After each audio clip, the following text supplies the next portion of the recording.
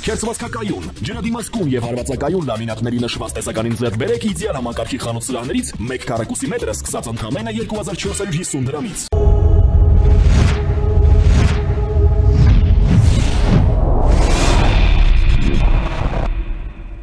Բարև ձեզ։ Առաջինի եթերում մանրամասներն են, ես Դավիթ Ստեփանյանն եմ։ Հայաստանի ներքաղաքական եւ ինչը երևի շատ ավելի կարեւոր է ներհասարակական կյանքում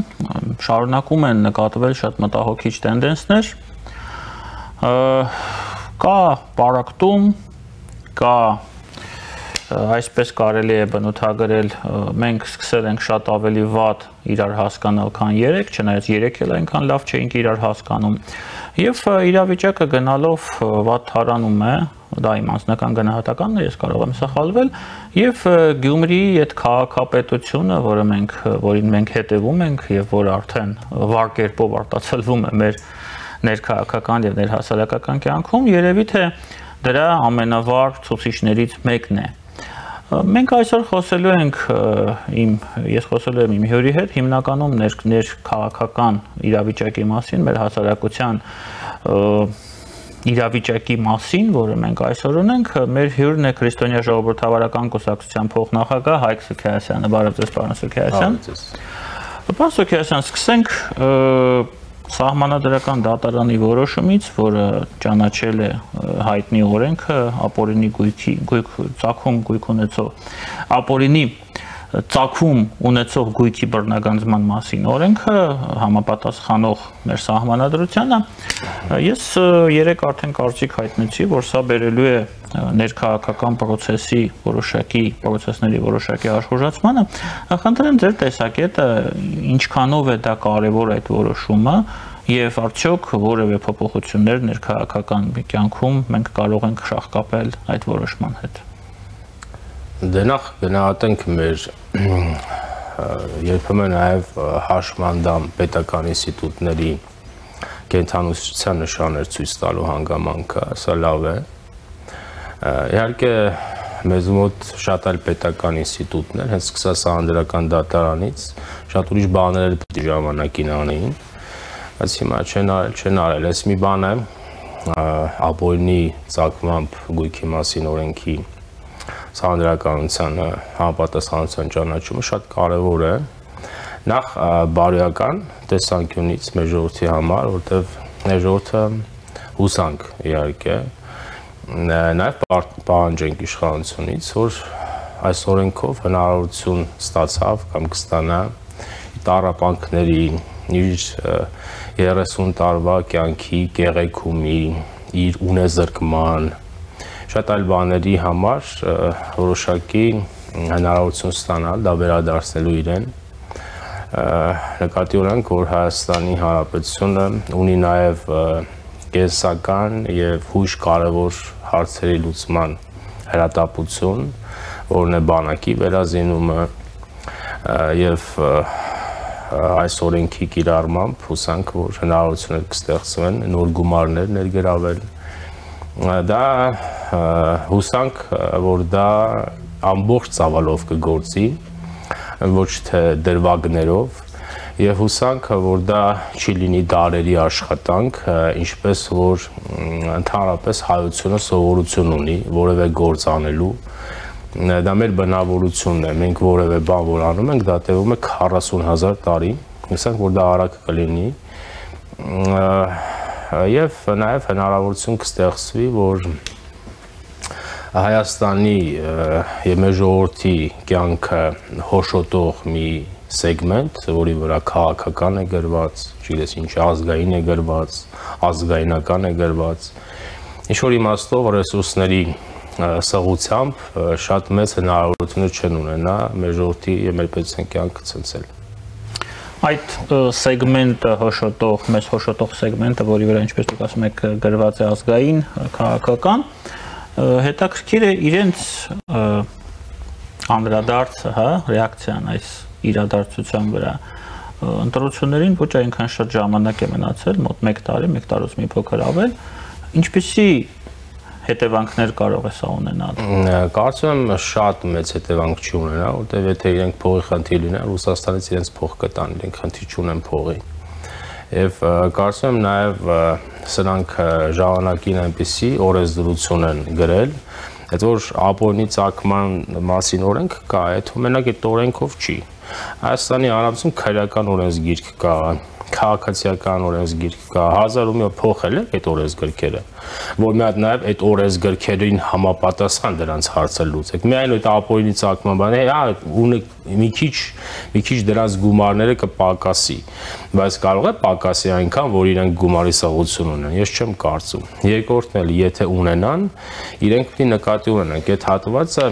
մեր պետության թշնամի հատվածը եւ ունի հովանավոր պետություն, դա Ռուսաստանն է, ինչքան փող պետք է իրենց կտան։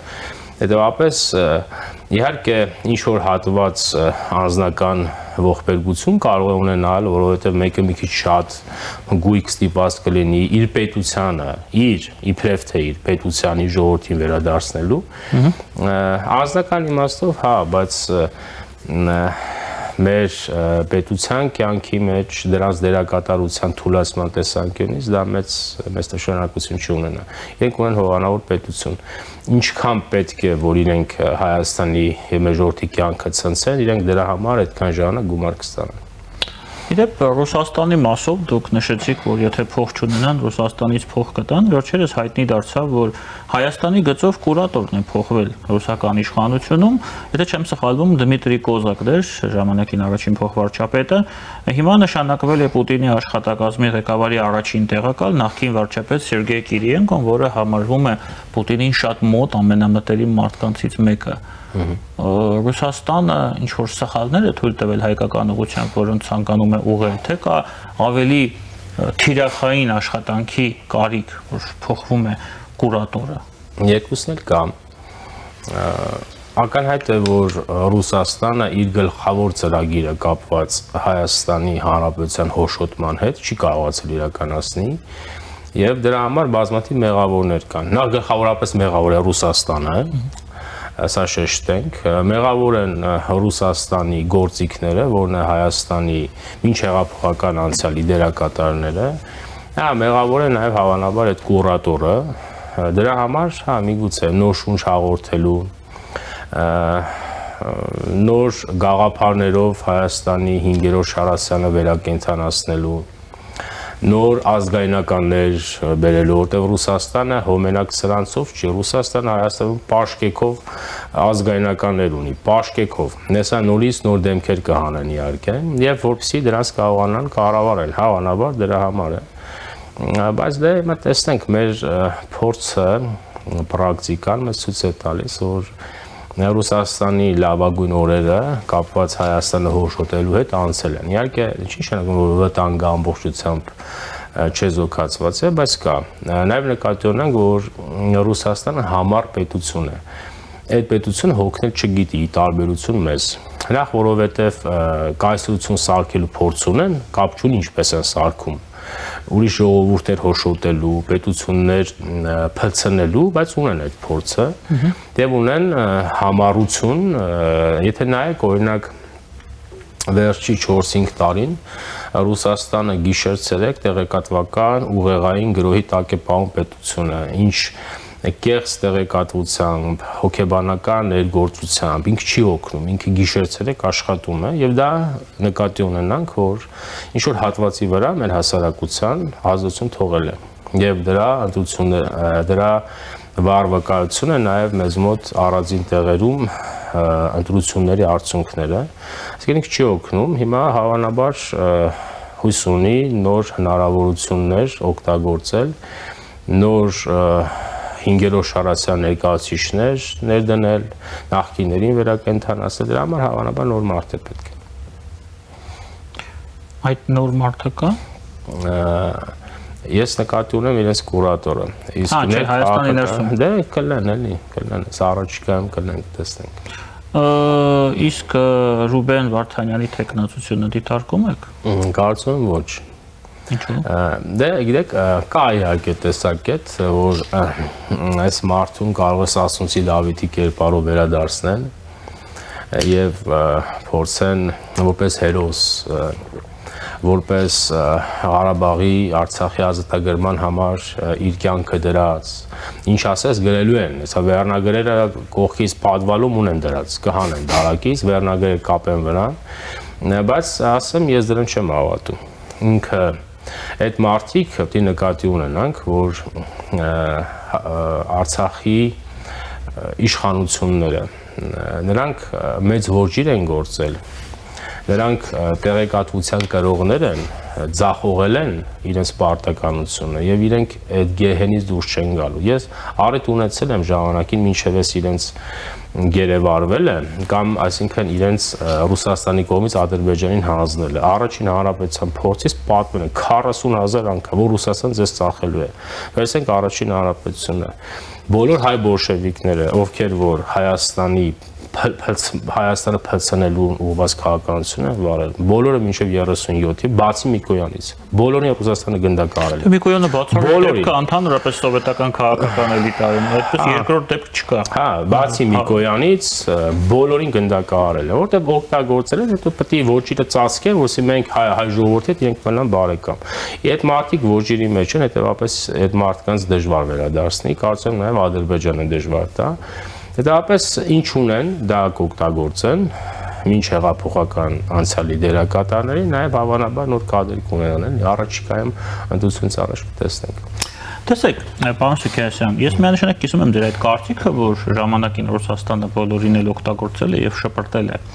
Դեն է շպրտել դրանից հետո հայերի մասին է խոսքը, բայց արի ուտես, որ Գյումրի նոր ընտրված քաղաքապետը արդեն հավատարմություն է հայտնում Ռուսաստանին եւ լոզունգներ է հնչեցնում, կոչեր է հնչեցնում, որ Հայաստանը պետք է միանա միութենական պետությանը։ Վարդան Ղուկասյանը իրեն Անաստաս Միկոյան է պատկերացնում։ Չէ, ավելի չէ իհարկե, ինքը ոչ էլ կա այդ ֆիգուրը չի ինքը։ Նախ ասեմ Միկոյանի երբանել է մի քիչ չափազանցված, բայց չխորանանք։ Թե մարդը իր մահով մահացել է։ Հա, վերջը, հա, պետք է եղել օգտագործել են, պետք չէին օգտագործել։ Հիմա այս չէ իհարկե, այս մարդը, այդ մարդ չի, ինքը այդ մարդը ցույց է տալիս իր անձնական հոգեկան հիվանդությունը։ Այս մարդիկ ինքնությամբ փչացած են։ Ինքը հավանաբար տատու հետ պայմանավորություն ունի, որ ինքը անկախ լինել չի կարող, որ ինքը ոչ մի բան է, ինքն իրենով։ Ինքը նախ ես ընդհանրապես բոլոր նրանք, ովքեր մեր ժողովրդին արդեն քշում են ինչ-որ տեղեր, ինչ-որ միություններ, ես իրենց առաջարկում գնացեք անձնապես միացեք։ Գնա միացի միութենական պետության, ես ինչ գործ ունես։ Ուզում ես միութենականի միացի, ուզում ես սուլթանական, ինչին ուզում եք միացեք։ Մեր ժողովրդի հետ ինչ գործ ունեք։ Բայց իհարկե նաև ապացույցն այն բանի, որ մեզ մոտ որոշ պետական ինստիտուտներ այո շարունակում են այտենց հաշմանդամի կարգավիճակով աշխատել այդ մարդու վրա, որը նաև նախ իհարկե եղած ինչ է, Գյումրի, Սարգսյանը, գյուղապետ է էլի, ինչ է եղածը, բայց այդ մարդը արդեն այդ գյուղից համաշխարհային քաղաքական գործընթացներից է խոսում եւ հակապետական դիսկուրսով, այստեղ սահմանահայ ինչ ուզում է սահմանադրական դատարան կա թե չկա, դուք вообще կարող եք ընդհանրապես բառ ասեք, ձեզ լսենք, կարող եք, թե ձեզ պետք է բազեն, բերել օրենք տակ քննեք սահմանադրական թե սահմանադրական չի, դուք այս պետության պետական կարգը պաշտպանելու եք թե չէ։ Պետական ռեգիստր կա, չէ՞ արտադրության նախարարություն։ Արտադրության նախարարությունը, որ կուսակցությունին գրանցում է, նայում է, եթե սահմանադրական կարգի տապալման հետ կապված բան կա, չի գրանցում։ Դուք պետական ռեգիստր բան ունեք ասելու թե չէ։ Կենտրոնական ընտակա գլուխները թաքցրել եք, ես ինչեր եք խոսում։ Եվ սա լավ չի, սա մեր պետական ինստիտուտների վատ աշխատանքի հետևանք է։ Որտեղ այստեղ գիտեք խնդիրը որն է, այստեղ խնդիրը այդ մարդը չի, խնդիրը այդ մարդուն պատժող ձեռքի արկայությունը կամ բացակայությունն է։ Հիմա միայն դատենք մեկը գող է, այդ մարդը ինքը այդպեսին է, այստեղ խնդիրը այդ գողը չի, այդ գողին բռնողն է։ Այդ մարդը այդպեսին է։ Հիմա այս մարդիկ հոգեկան հիվանդություն է, այս մարդիկ Հայաստանի ազատություն չեն հասկանում ինչ է։ Դա հասկանալի բան չի իրենց համար։ Դա իրենց համապատասխան ինստիտուտները պետք է որ ճիշտ արձագանքեն։ Նախ ընդհանրապես եթե թույլ տաք այդ Գյումրի հետ կապված մի բան ասեմ։ Իհարկե իշխանության թերացումը կա, հիմա շատ չխորանանք, որտեղ այս մասին շատ են խոսում։ Ուրիշ բան էլ կա, այստեղ նայեք Գյումրիում ընտրական հեղաշրջում է տեղի ունեցել։ Նայեք ժողովրդավարության հիմնարար սկզբունքը մեծամասնության իշխանությունն է, մեծամասնությունն է։ Հիմա ժողովրդի մեծամասնությունը Գյումրիում, չէ, 40%-ը քվեարկել է այլ ուժի։ բայց 5 հատ ինչ որ մանր-մունր կուսակցություններ միավորվել են եւ այս մեծամասնությունից խլել են իշխանությունը։ Սա ընտրական հեղաշրջում է, սա ժողովրդավարության էության խախտում է։ Բայց սահմանադրությամբ հաստատվում Սահմանադրությունը սխալ է։ Սահմանադրությունները սխալ, ընտրական օրենսգիրքներն են սխալ։ Այնտեղ ստացվում է մեծամասնությունը, այդ քաղաքացիների մեծամասնությունը զրկվեց իր իշխանությունից։ Այդտեղ եթե պետք է քաղաքապետը կոալիցիան պետք է մեծամասնություն հավաքածի հետ ստեղծվի։ Իսկ այս մարդիկ իրենք այդ 5 հոգով 4 են 5-ը որ միավոր իրենք մեծամասնություն չեն, իրենք բազմապես շատ են, դա ժողովրդավարության էության խախտում է մեծամասնությունը Գյումրի քաղաքացիների 40% ուրիշ ուժի է ձայն տվել։ Իրենք այդ 40-ից խլեցին իշխանությունը։ Սա հեղաշրջում է ընտրականում։ Հիմա բայց նաև սա մեր ընտրական օրենսգրքի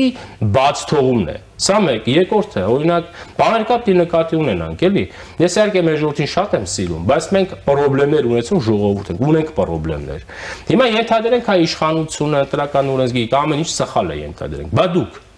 դուք վերջին ընտրությունը երկու կողմ ունի, չէ՞, կան թեկնածուներ, կան ընտրողներ, չէ՞։ Դուք ինչ եք գնացել ընտրել ձեր կյանքը կողոպտողներին։ Ինչի՞։ Բազվում է ուրեմն Հայաստանում հատվածներ կա, որը եւ չի բարձր, տենց է կա։ Մենք ռուսասեր հատվածներ ունենք, ռուսասեր հատվածներ։ Հիմա տեսեք ձեզին բան ասեմ։ Շատ Գյումրի եւ այլն, էլի, եւ նաեւ մի հատված կա լենինական, չէ, լենինական։ Ասի նաեւ ԿՊ-ից մարդիկ կան, ես լենինականցի եմ։ Ճորթո։ Ուրեմն նայեք,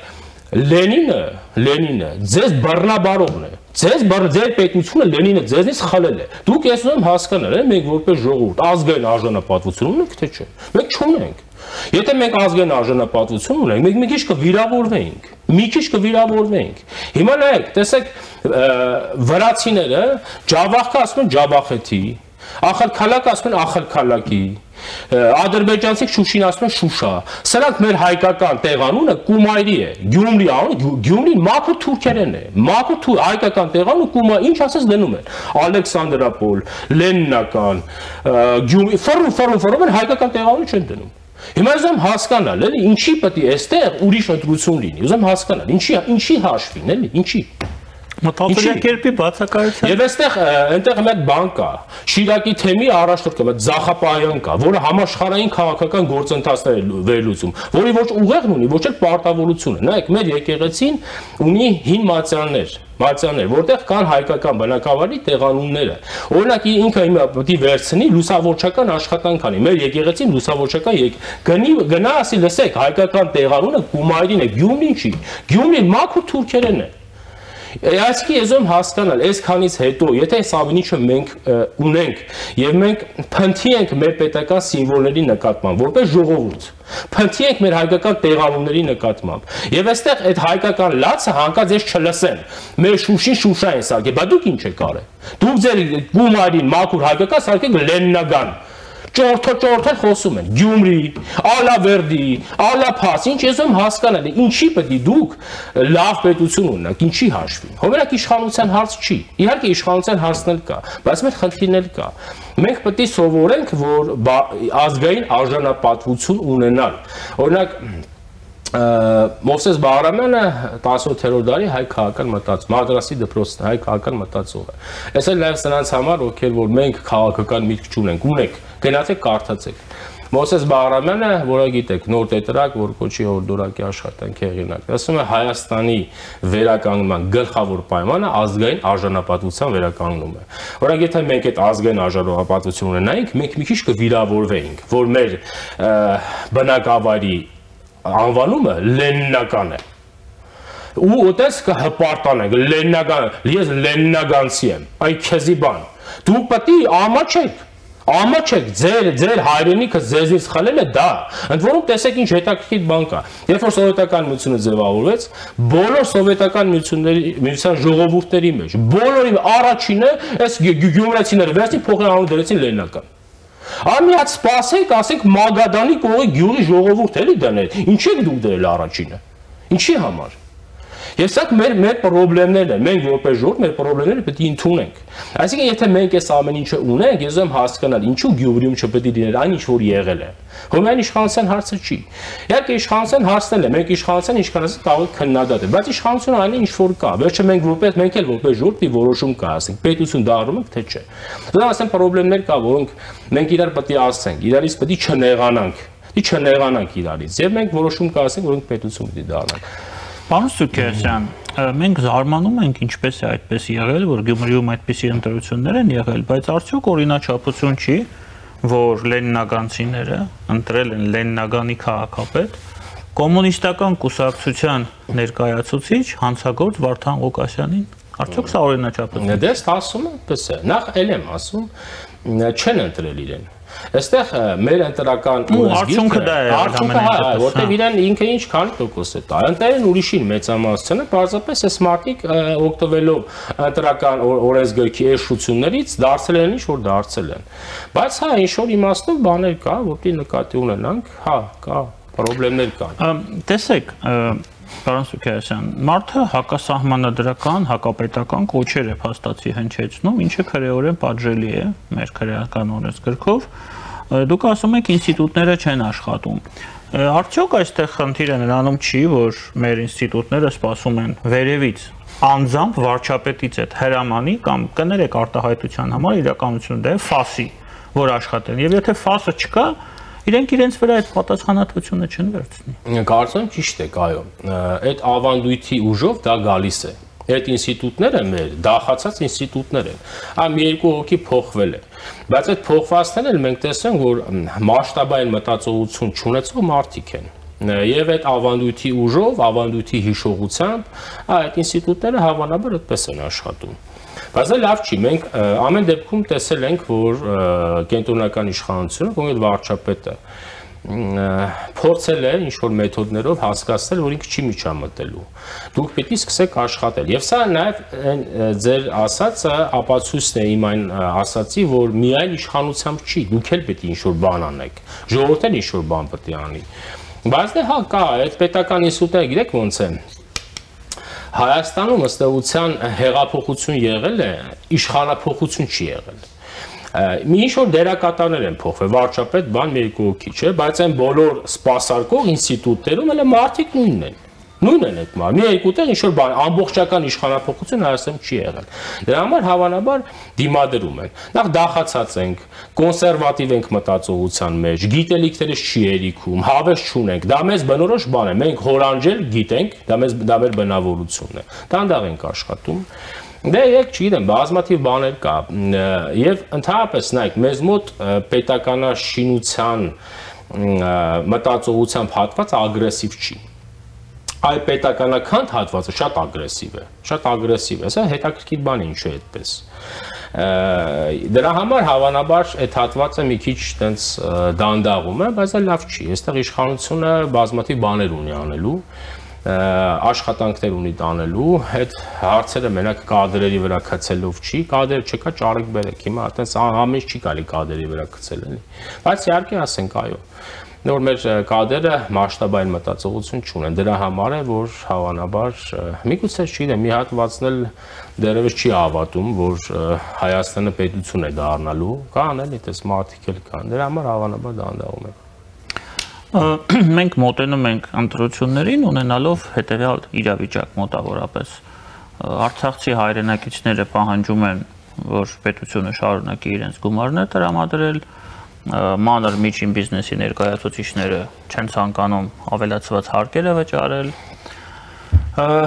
այն մանր եւ միջին բիզնեսը, որը հարկերը վճարում է, գդերն է բարձրացրել եւ վերջում վերջնական սպառող, այսինքն մենք ենք վճարում այդ հարկերը, այդպես է ստացվում։ Ամենուր համատարած դժգոհության արտահայտվում է դժգոհություն բոլոր կողմերից, და մենք գնում ենք ընտրություններին ունենալով իշխանություն, որը ներկայանալու է այդ ընտրություններին եւ նույն ընդդիմությունը նախկիններից բաղկացած։ Երրորդ այդ հայտնի երրորդ ուժը, որի մասին այդքան խոսում են բոլորը եւ որի կարեւորությունը եւ անհրաժեշտությունը բոլորը նշում են, ես անձամբ դեռ չեմ տեսնում։ Ձեր գնահատականը։ Նախ ընտրությունները մոտենա, կտեսնենք, Հիմա այտենց ոնց է, երբ որ մենք այդ բանաձևն ենք ընտրում, նախկին, ներկա, անպայման երրորդ ուժ է պետք, այդ բանաձևով կսխալվեք։ Որտեվ ոնց է, մի կարող է, ասենք, այդ երրորդ ուժը վրան գրած ուժ չի, բայց ինչ-որ մեկը հաջողություն, ինչ-որ մի հատ ուժ հաջողություն է ունենում։ Բայց երբ որ դուք բանաձև եք դնում, երրորդ ուժ։ Ես չեմ դնում։ Հա, դե ով հասարակությունը, իշխանությունը եւ ընդդիմությունն է։ Այս թվում է դա ներդրված բան է։ Ներդրված տեսակետ է։ Պարտադիր, եթե ես ուրեմն վրաս գրած չի երրորդ ուժ, ուրեմն բոլորը ստապարված են, այտենց չի։ Ընտրությունները կմոտենան, կտեսնենք ինչ-որ ուժեր կհաջողեն, հո այդ նախկիներով չի։ Բայց դա հա, ինչ ասեմ, նկատի ունենանք, որ միայն այդ բացականով չի։ Իշխանությունը կգա, ընտրությունների ժամանակ հաշվետվություն կներկայացնի։ Ես ուզում եմ ասել, որ միայն այդ բացասական երևույթներով չի։ Հայաստանի Հանրապետությունը այս ընթացքում բավարար ձեռքբերումներ ունի, եւ դա էլ է պետք գնահատել։ Մեր ժողովուրդը պիտի գնահատի։ Նախ որ առաջին հերթին մենք իշխանությունը դուք եւ շատ այլ քաղաքական ուժեր միասին մենք կարողացել ենք մեր պետությունը, մեր անկախությունը պահել։ Սա ամենակարևոր բանն է, որտեղ այս բոլոր հաշվարկներով այս պետությունը պետք է չլինի։ Դե ես մեկ զարմանում եմ, որ մենք դա կարողացել ենք անել։ Այո, դե ինչպես ենք արել դա այս պայմաններում, ունենալով այսպիսի հասարակություն եւ այսպիսի քաղաքականություն։ Ստացվել է։ Գիտեք ոնց է, օրինակ առաջին հանրապետությունը ինչի չկարողացան, որտեղ գաղթական հայություններ Թուրքիայի վախը կար, բոլշևիկները շատ ուժեղ էին, 4 կողմից պետությանը վրա տվեցին, չդիմացավ։ Բայց հիմա ամեն դեպքում մենք կա ժամանակակից հեռահաղորդակցության միջոցներ, տեղեկատվության արագ փոխանակման հնարավորության ժամանակ դա չկար։ Դա չկար։ Այսինքն նաև իշխանությունը պինդ մնաց, նաև դուք պինդ մնացիք, մեր որոշ քաղաքական ուժեր, մենք անհատապես պինդ մնացիք եւ պետությունը մնաց։ Եվ սա ձեռքբերում է։ Եվ մեր ժողովուրդը ես կարծում եմ ժողովրդի մի հատված էլ մենք կարողացանք պահել պետության հետ, ինքն էլ մնաց պետության հետ։ Այսինքն սա ձեռքբերում է թե չէ, ձեռքբերում է, որովհետև ելի եմ ասում, բոլոր հաշվարկներով այս պետություն պետք է չլիներ։ Այս ընթացքում Հայաստանի Հանրապետությունը կարողացել է բավարար քայլեր անել։ Նա Հնդկաստանի հետ, որի տեղը հայությունը ոչ իմացել էր 17-րդ դարից սկսած Մադրասի դեպքից եկող բան չգիտեր։ Գիտեին Հնդկաստանի տեղը։ Հարաբերություններ ստեղծվել, չէ՞, ռազմական կարող է նաև ռազմաքաղաքական լինի։ ԱՄՆ-ն է հայտնվել, ԱՄՆ-ի հետ ռազմավարական համագործակցության փաստաթուղթ ունեն։ Ես ուզում եմ մեր ժողովրդին ասել հետևյալը. Հայաստանի Հանրապետությունը ԱՄՆ-ի հետ երբեք այսպիսի մակարդակի պայմանագիր չի ունեցել։ Նույնիսկ առաջին հանրապետությունը, շատ եմ ասել, հիմա էլ եմ ասում, Վիլսոնի գովքը կա, ինչը ճիշտ է, բայց մենք ԱՄՆ-ի հետ այսպիսի հարաբերություն չենք ունեցել։ Վիլսոնը ինչ արել է անհատական շահադրթումով, ոչ որևէտև պայմանագրեր ունեինք։ Ֆրանսիայի հայտնվել, Հայաստանի Հանրապետության Հռոմի ստատուտ է վավերացել, Եվրամիության անդամակցելու մասին օրենք է ընդունել, շատ ուրիշ բաներ, այսինքն պետությունը ահագին բան ունի արած։ Եվ սա արվել է շատ կարճ ժամանակահատվածում, եւ դա այն ժամանակ, երբ որ Հայաստանի Հանրապետությունը գտնվում էր մի քանի տեղից գրոհի տակ, ճնշման տակ, նաեւ ներսում ունենալով 5-րդ շարասյուն։ Այսինքն սա գնահատելի է թե չէ։ Դի գնահատենք, կարողացել է մի գիշատ չի, որը 2 հզոր բարեկամներ ունի եւ նաեւ ոչրագործի պայմանավորություն ունի Ռուսաստանի հետ, կարողացել է սրան հնազանդեցնել եւ իր հետ խաղաղության պայմանագիր տեքստ համաձայնեցնել եւ առաջիկայում հավանաբար նաեւ դա կընկնվի։ Սրանք դրական բաներ են, թե չէ, մենք օբյեկտիվ լինենք։ Դրապես իշխանություն ունի բավարար քայլեր, որը իր հիմք են տալիս, որ ինքը կարողանա ներկայանալ մեր ժողովրդին լավագույնս, բայց կա այո, նաև դժգոհություններ, միայն տնտեսականը չի, շատ ուրիշ բաներ կա, քաղաքական կա, մենք դժգոհություն ենք, մեր պետական ինստիտուտները լավ չեն աշխատում, նաև սոցիալական խնդիրներ կան, բայց այստեղ ես մեր ժողովրդին առաջարկում հետևյալը, մենք մեր բանակը արագ զինելու խնդիր ունենք, սա պետք է նկատի ունենանք, եթե ինչ-որ բաներ թանգարում է, իհարկե լավ չի, որ այդպես է, որովհետև մեր տնտեսությունը այն աստիճանի կարգի չի եկել, մեզ ինչ տնտեսություն է։ Ինչ տնտեսություն է։ Այսինքն մենք ամեն դեպքում, եթե խնդիրը հասկանանք, որ այս պահին մեզ արագ բանակը զինել է պետք, հետեւաբար մի քիչ կհասկանանք այս սոցիալական խնդիրները։ Բայց ամեն դեպքում, այո, ճիշտ եք, օբյեկտիվորեն ինչ-որ խնդիրներ կան եւ դրա համար մյուս քաղաքական ուժերը պետք է ճիշտ ներկայանան եւ պետք է կասեցնեն Հայաստանի եւ ռուսական 5-րդ շարասյան գրոհը պետության դեմ եւ մենք դա պետք է անենք միասին իշխանության հետ։ Ես կարծում եմ մենք հաջողություն կունենանք։ Իշխանությանից էլ պետք է պահանջենք, որ այս ընթացքում ինքը ճիշտ աշխատի եւ ինքն էլ բոլոր հնարավոր օրինական միջոցներով, թողը շատ են սիրում, օրինական բառ, դեմոկրատական։ Ես եմ բոլորիս ասել հետեւյալը, էլի, դեմոկրատիան բոլոր ռեժիմների մեջ ամենաուժեղ ռեժիմն է։ Դա նույնիսկ ավելի ուժեղ է, քան ավտորիտար ռեժիմը։ Բայց այստեղ Հայաստանում դեմոկրատիայի հեղինակության հերն անիծել են։ Սարքել են ամենաթույլ ռեժիմը, դա ամենաուժեղ ռեժիմն է։ Մեզ մոտ դեմոկրատիան ասոցացվում է ամենաթողության հետ։ Հա, եւ դա լավ չի։ Ես ուզում եմ ասել, դուք այդպես մի ընկալեք իշխանությանը, ճիշտ աշխատեք եւ դուք էլ ձեր սիրած օրինական իրավական պետության շրջանակներում կասեցրեք դրանց գրոհը եւ մենք կունենանք հաջողություն եւ իշխանությունը եւ շատ այլ քաղաքական ուժեր։ Թույլ տվեք այս լավատեսական նախադասությունով ավարտենք մեր այսօրվա շփումը, պարոն Սուքիասյան, շնորհակալություն։ Մեր հյուրն էր Քրիստոնյա ժողովրդավարական կուսակցության փոխնախագահ Հայկ Սուքիասյանը, քիչ անց մենք կվերադառնանք տաղավար եւ կշարունակենք մեր եթերը։